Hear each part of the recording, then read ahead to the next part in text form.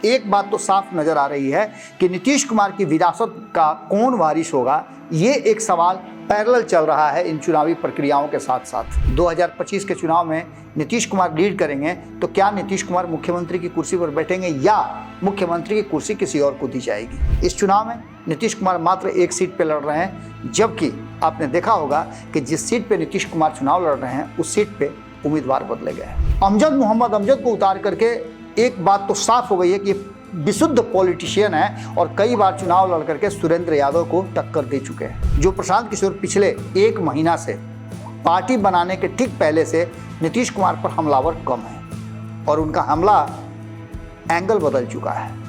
वो हमला या तो तेजस्वी यादव की तरफ है या फिर भारतीय जनता पार्टी की तरफ है। नोरमा ग्रुप, जो सोचता है वो करता है, आपके अपने सपनों का आशियाना।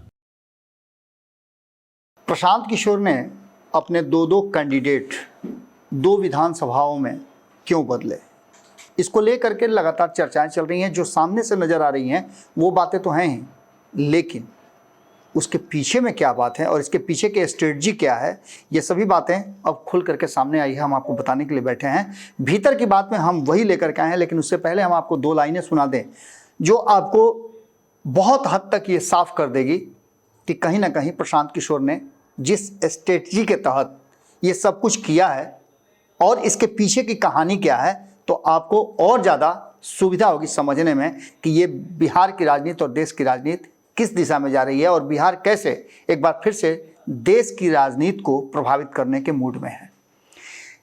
मैंने लिखा था कि दूसरों की एब छोड़ अपनी पे विचार कर, दूसरों की एब छोड़ अपनी पे विचार कर, अपनी गलतियों को तो खुद स्वीकार कर, अपनी गलतियों को तो खुद स्वीकार कर। जमाना चुपचाप देख रहा है सब कुछ, जमाना चुपचाप देख रहा है सब कुछ, कभी देख तू अपनी गिरबान में झांक कर।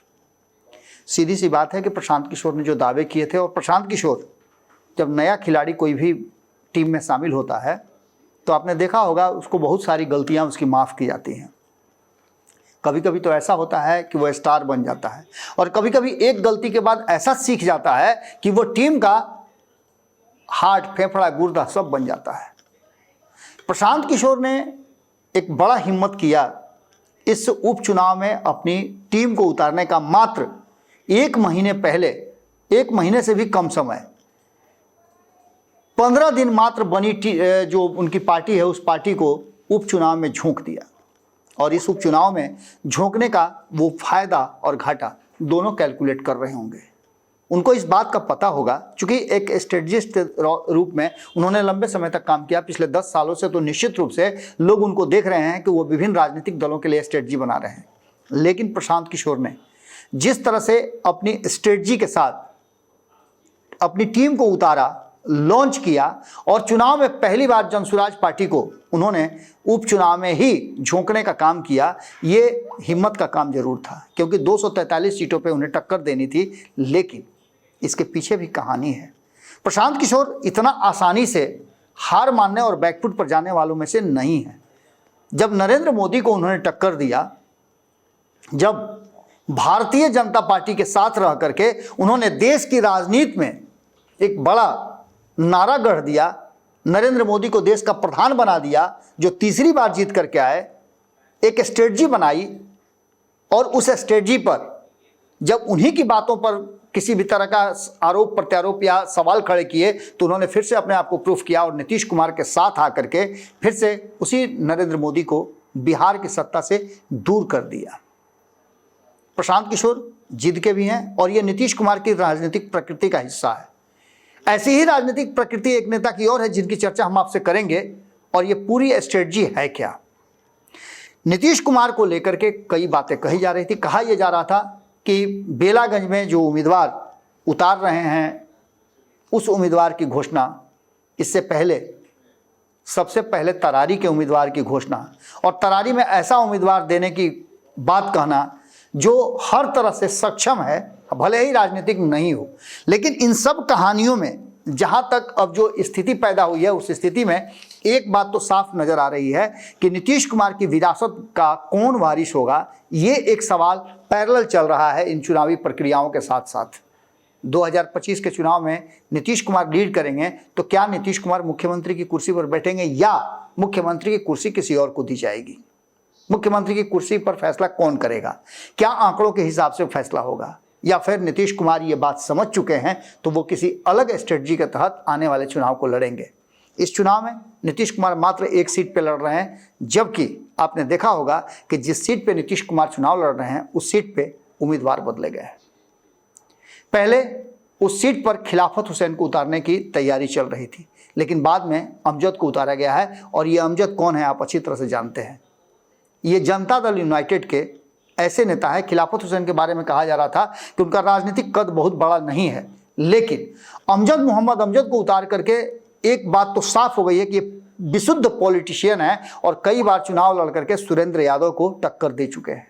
सुरेंद्र यादव की जगह पर उनके पुत्र विश्वनाथ यादव हैं, जिनको उनके नाम से लोग नहीं जानते हैं, सुरेंद्र यादव के बेटा हैं इसलिए लोग जानते हैं, लेकिन मोहम्मद अमजद को वहाँ के लोग जानते हैं और दूसरी तरफ मनोरमा यादव को भी लोग जानते हैं।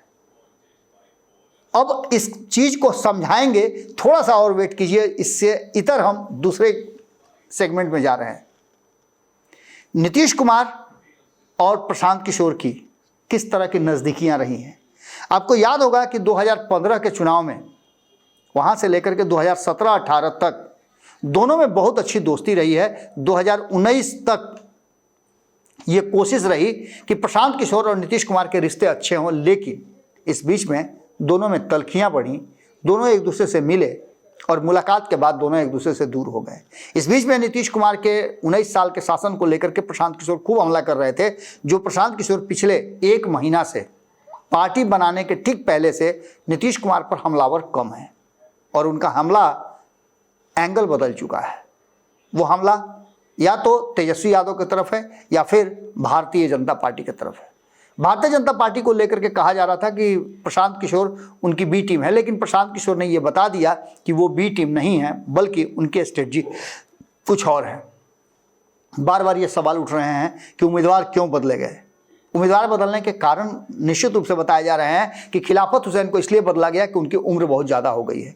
तो ये बात तो उस दिन भी पता था जिस दिन हंगामा हुआ था खिलाफत हुसैन की उम्मीदवारी को लेकर के, कुर्सियाँ चली थी, बहुत कुछ हुआ था, लेकिन ये सब कुछ हुआ ये स्ट्रेटजी का हिस्सा था। आखिर उसी मोहम्मद अमजद को उम्मीदवार बनाया गया जो कई बार चुनाव लड़ चुके हैं और चुनाव लड़ने का उनको अनुभव भी है। मोहम्मद अमजद ने वहां मंच पे बैठ करके ही खिलाफत हुसैन का समर्थन किया था और वही अब चुनावी मैदान में है, यानी कि मुस्लिम वोटरों को अपनी तरफ करने का ये पूरा प्लान है। और इस प्लान के तहत नीतीश कुमार ने अपने उम्मीदवार में कोई हील हुज्जत नहीं की। मनोरमा देवी को लेकर के बहुत सारी बातें कही जा रही थी, लेकिन उन्होंने उन्हें उम्मीदवारी दी, चुनाव लड़ाया और नामांकन भी आज हो रहा है। इन सभी बातों के साथ साथ अब आगे बढ़ते हैं, तरारी की बात करते हैं। तरारी में सुनील पांडे के पुत्र चुनाव लड़ रहे हैं और वहां से भी जो परिस्थितियां हैं, उम्मीदवार बदलने की जरूरत पड़ी है और इस बार महिला उम्मीदवार देकर के प्रशांत किशोर ने अपनी स्ट्रेटजी और आइडियोलॉजी को डिफेंड किया है। उन्होंने कहा है कि हम महिलाओं को 40 सीट देने की बात कर रहे थे, तो जिसकी शुरुआत हमसे एक मिस्टेक हुआ था जो हमने इस 4 सीटों के चयन में किया था। एक महिला उम्मीदवार देने का मतलब ये होगा कि हम उनको 10% के आसपास उम्मीदवारी दे रहे हैं। अब इसके मायने आप समझिएगा। इसके मायने ये हैं कि कहीं ना कहीं राजनीति में आप नेताओं को देखी होंगे कि वो अपनी गलतियां स्वीकार नहीं करते हैं, बल्कि एक गलती को छुपाने के लिए कई गलतियां करते हैं। लेकिन प्रशांत किशोर ने बड़ा बोल्डली इस बात को स्वीकार किया कि वो उम्मीदवार भी बदल रहे हैं और ये स्ट्रेटजी के तहत भी हो रहा है। इसके अलावे आप देखिए रामगढ़ की बात। रामगढ़ में भी वो कड़ी टक्कर देने के लिए बसपा से पहले से चुनाव लड़ते आ रहे उम्मीदवार को वहां जगह दिया है और समीकरण को भी देखा है। एक तरफ कई लोगों का नाम चल रहा था, कई लोगों को उसमें उम्मीदवारी दी जा सकती थी, लेकिन पूरी तरह से जनसुराज की टीम अब तो स्टार प्रचारकों की 20 लोगों की लिस्ट भी तैयार हो गई है। उस लिस्ट में प्रशांत किशोर भी हैं और प्रशांत किशोर का नाम सबसे नीचे में है। यानी कि प्रशांत किशोर ने अपने कार्यकर्ता और अपने पदाधिकारियों को प्राथमिकता दी है और इस आइडियोलॉजी के तहत, इस स्ट्रेटजी के तहत वो आगे चल रहे हैं। इन सारी बातों के साथ साथ अब जो वर्तमान परिस्थितियां बनी है उसमें आपने देखा होगा कि बिहार में दो धाराएं चलनी शुरू हो चुकी हैं। एक जो भारतीय जनता पार्टी चल रही है, भारतीय जनता पार्टी दो तरफा गेम खेल रही है। नीतीश कुमार को बीच में खड़ा करके, आपने देखा होगा ना कभी कि वॉलीबॉल का खेल होता है तो उसमें बॉल टारगेट होता है, कभी इस पाले से उस पाले में उसे फेंका जाता है, मारा जाता है। बिल्कुल उसी तरह से नीतीश कुमार बीच में खड़े हैं और भारतीय जनता पार्टी केंद्र और बिहार की राजनीति दो अलग धाराओं में चल रही है। केंद्र की तरफ से हिंदुत्व के एजेंडे को लेकर के 2025 के चुनाव की तैयारी चल रही है और इसी बिहार से क्यों, देश के अन्य हिस्सों से भी, उत्तर प्रदेश में ये किया जा सकता था लेकिन वहाँ चुनाव नहीं है। गिरिराज सिंह को यहाँ खड़ा कर दिया गया है और गिरिराज सिंह हिंदुत्व के एजेंडे को लेकर के 80% हिंदुओं के सेंटीमेंट को उभारने की कोशिश कर रहे हैं। नीतीश कुमार चुपचाप इस बात को देख रहे हैं, लेकिन वर्तमान जो परिस्थिति है उसमें नीतीश कुमार कई एंगल से घिरे हुए हैं।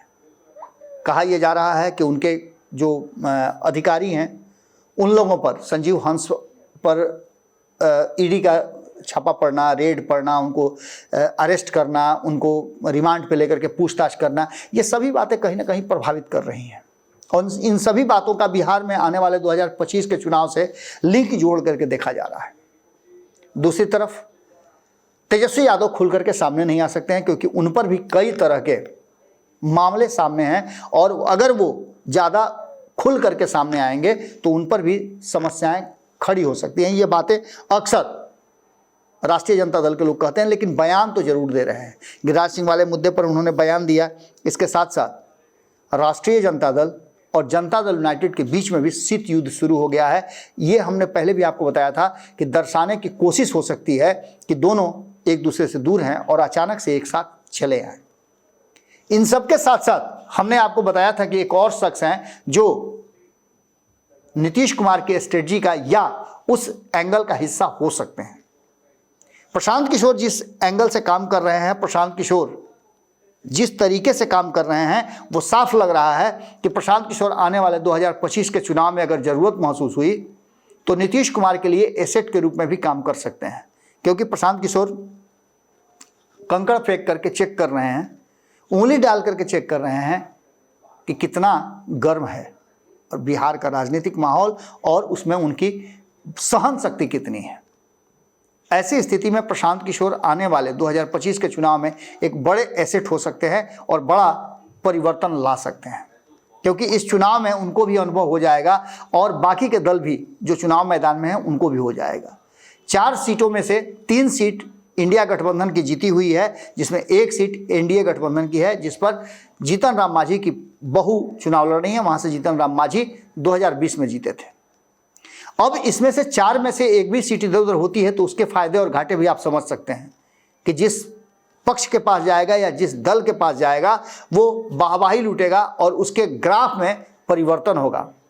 ये सभी परिस्थितियां इस बात की तरफ इशारा कर रही हैं कि प्रशांत किशोर कहीं ऐसा तो नहीं कि जो उम्मीदवार बदलने की प्रक्रिया के तहत गुजरे उसके पीछे उनकी स्ट्रेटजी हो या फिर उनके किसी करीबी की स्ट्रेटजी हो। कहा तो ये भी जा रहा है कि इस पूरी स्ट्रेटजी के पीछे एक बड़ी रणनीति है जो 2025 के चुनाव में देखने को मिल सकती है। भारतीय जनता पार्टी को कहीं ना कहीं भ्रमित करके और एक नए गठबंधन और नए गठजोड़ के साथ चुनाव लड़ा जाए। इस बीच में आपको पता है कि आरसीपी सिंह अपनी पार्टी बनाने जा रहे हैं। 31 तारीख को उनकी पार्टी लॉन्च हो जाएगी। इस बात की जानकारी पिछले 3 दिनों से थी लेकिन कंफर्म नहीं था। अब उनके सूत्रों ने स्पष्ट कर दिया है कि 31 तारीख को वो अपनी पार्टी लॉन्च करेंगे। इससे पहले हम ही आपको बता रहे थे कि वो नीतीश कुमार के साथ जाएंगे, लेकिन नीतीश कुमार के साथ जाने पर नीतीश कुमार का भी कद कम होता और आरसीपी सिंह का भी कद कम होता। इसलिए एक ऐसी स्ट्रेटजी बनाई गई है जिसमें आरसीपी सिंह अपनी पार्टी बना करके और जो लोग इधर उधर बिखर के जा रहे हैं उन लोगों को अपने साथ रोक के रखेंगे। उन लोगों को उनके मन मुताबिक पद मिलेगा और मन मुताबिक काम करने का, अपनी आइडियोलॉजी के हिसाब से काम करने का मौका मिलेगा। इसमें बहुत सारे लोग इधर उधर हो चुके हैं। अगर प्रशांत किशोर का एंगल कमजोर पड़ता है तो आरसीपी सिंह का एंगल मजबूत हो, इसको लेकर के स्ट्रेटजी बनाई जा रही है। अब इस स्ट्रेटजी में आप समझ सकते हैं कि ये सब कुछ कहां से संचालित हो रहा है। निश्चित रूप से 2024 के लिए यदि भारतीय जनता पार्टी हिंदुत्व के एजेंडे को लाना चाहती है तो नीतीश कुमार अपने पुराने साथियों को जोड़ करके एक नई स्ट्रेटजी क्यों नहीं बना सकते हैं। नीतीश कुमार राजनीतिक रूप से इतने परिपक्व हैं कि वो अग्रसोची हैं और आगे की बातें सोच लेते हैं, उससे पहले वो फैसला भी ले लेते हैं। इस बार का फैसला थोड़ा कठिन इसलिए है कि नीतीश कुमार को ऐसा लगने लगा है कि भारतीय जनता पार्टी उन्हें दिक्कत में भी डाल सकती है, उनके लोगों को दिक्कत में डाल सकती है। इसलिए खेमा बन करके एक तरफ भारतीय जनता पार्टी का सपोर्ट तो दूसरी तरफ भारतीय जनता पार्टी के विरोध में खड़े लोग भी अपनी अपनी रणनीति बना रहे हैं। ये दोनों ही रणनीति पैरेलल चल रही है। इस 4 सीटों के उपचुनाव के बाद हमने आपको बताया था जब 23 तारीख को परिणाम आ जाएंगे तो इसी महीने मतलब उप मुख्य चुनाव से 12 महीने पहले पूरा का पूरा खेल सेट कर दिया जाएगा। महाराष्ट्र में जो चल रहा है वो भी हमने आपको बताया। हम महाराष्ट्र से जुड़ा हुआ एक अलग तरह का जो इंटरनल स्टोरी है वो आपके सामने रखेंगे। झारखंड और महाराष्ट्र में किस तरह की स्थितियां पैदा की जा रही हैं और क्या भारतीय जनता पार्टी वहां सोच रही है। ये पूरी की पूरी कहानी इस बात पर निर्भर कर रही है कि असली में क्या है प्रशांत किशोर की स्ट्रेटजी और इस स्ट्रेटजी के चलते कैंडिडेट बदलने की प्रक्रिया किस कारण से हुई। कहीं इसके पीछे प्रशांत किशोर उस आने वाली स्ट्रेटजी का हिस्सा तो नहीं है जो नीतीश कुमार सोच समझ और बना रहे हैं। नीतीश कुमार अपने पुराने लोगों को एक्सेप्ट करने के लिए जाने जाते हैं। ऐसा ही कुछ लालू प्रसाद भी करते हैं और लालू प्रसाद नीतीश कुमार की राजनीति लगभग पैरेलल चलती है, एक समान की राजनीति होती है। अब तो लालू प्रसाद ने भी नीतीश कुमार को लेकर के ये बात उन्हीं इशारों में क्या खुल करके कह दिया है कि अगर आप भारतीय जनता पार्टी के साथ हैं तो भारतीय जनता पार्टी के शासन और आपके शासन में क्या अंतर पड़ेगा। इस देश में समतामूलक समाज और सद्धर्म समभाव की बात होती है। हिंदू मुसलमान में बांटने की जो कोशिश हो रही है वो कहीं ना कहीं इस आत्मा और संविधान पर गहरा आघात है। क्या नीतीश कुमार इसको स्वीकार करेंगे? और नीतीश कुमार निश्चित रूप से जो क्राइम, करप्शन और कम्युनिज्म को लेकर के जीरो टॉलरेंस की बात करते हैं वो इस पर विचार जरूर करेंगे। ऐसी स्थिति में प्रशांत किशोर हो, आरसीपी सिंह हो या अन्य लोग हों, इनके लिए एक अलग रास्ता निश्चित रूप से खुलता हुआ दिखाई दे रहा है और ये रास्ता बिहार के शीर्ष कुर्सी से जुड़ा हुआ नजर आ रहा है। फैसला कौन लेगा ये आप अच्छी तरह समझ रहे हैं। अलग अलग धाराएं हैं लेकिन इन धाराओं में 2 धाराएं मुख्य रूप से है। प्रशांत किशोर भी समतामूलक समाज की बात करते हैं, सद्धर्म समभाव की बात करते हैं। भारतीय जनता पार्टी को छोड़ करके बाकी सभी लोग अगर भारतीय जनता पार्टी से जुड़े हुए हैं तो ये मान के चलिए कि उनकी कोई मजबूरी होगी या फिर भारतीय जनता पार्टी गैर भाजपाई दलों का एक कुनबा है, समूह है जो साथ में लड़ने के लिए तैयार है। भीतर की बात में हम आपसे यहीं विदा लेते हैं। बाकी की खबरें भारत लाइव पर जारी रहेंगी। इस बिहार की राजनीति एक बार फिर से देश की राजनीति की तरफ बहुत कातर निगाह से देख रही है। 4 सीटों का उपचुनाव बहुत कुछ लेकर के आएगा। बहुत सारे राजनीतिक परिवर्तन होंगे, दोस्ती और दुश्मनी में बदलाव होगा। ये बातें कहीं ना कहीं अब खुल करके सामने आने लगी हैं। आपके सपनों को हमने सजाया है, ई होम्स पैनोरामा को हमने बनाया है। ई होम्स मेरा एक सपना था जिस पे मैं पिछले 4 साल से काम कर रहा था। हमने जो बनाया है वो सबने है माना। ई होम्स पैनोरामा में हो आपका भी आशियाना।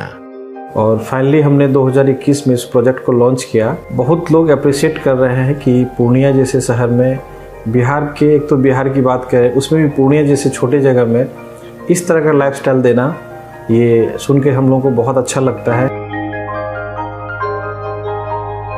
ई होम्स में हमने कुछ और भी किया है, जैसे हम जिस जगह में रह रहे हैं हमारे फैमिली सिक्योर हो, उनको सिक्योरिटी का ध्यान में रखा है। आपकी सुविधा और सुरक्षा आपके लिए खास है, ये आपका विश्वास है। इसमें आर्टिफिशियल इंटेलिजेंस का 7 लेयर सिक्योरिटी का हमने इस्तेमाल किया है। लस ग्रीन कैंपस को बनाया है। यदि हमारा बाउंड्री वाल है तो वो वर्टिकल गार्डन है। ये जितनी भी फैसिलिटी होता है एक इंटरनेशनल टाउनशिप में ई होम्स है, ये हम लोग विश्वास नहीं कर पा रहे हैं। जो भी हमारे मित्र, दोस्त या जो भी हमारे बाहर के बाहर आते हैं तो हम लोगों को बहुत अच्छा सुनने को मिलता है और बहुत अच्छा क्रेडिट मिल रहा है। वो सारा हमने सिर्फ एक बिल्डिंग नहीं बनाया, हमें एक बहुत अच्छा लाइफस्टाइल दिया ई होम्स में और मेरा एक सपना था जिसको मैं आज फुलफिल होते हुए देख पा रहा हूँ। ये आपका आवास है। ई होम्स पैनोरामा में अब आपका निवास है। E Homes Panorama, luxurious lifestyle redefined. Panorama Group, जो सोचता है वो करता है। अगर ये वीडियो पसंद आई और वह बिहार के राजनीति और बिहारियत से सरोकार रखेनी तो सब्सक्राइब बटन दबा के चैनल के सब्सक्राइब कर ली। ओजे एगो घंटी बा, ओकरा बटन दबा देला से कुल सटीक और मारक खबर रुआ मुफ्त में मिल जाई। अगर रुआ पत्रकारिता के हमनी के नया प्रयोग में सहयोग कर चाहतानी तो ज्वाइन बटन दबा दी।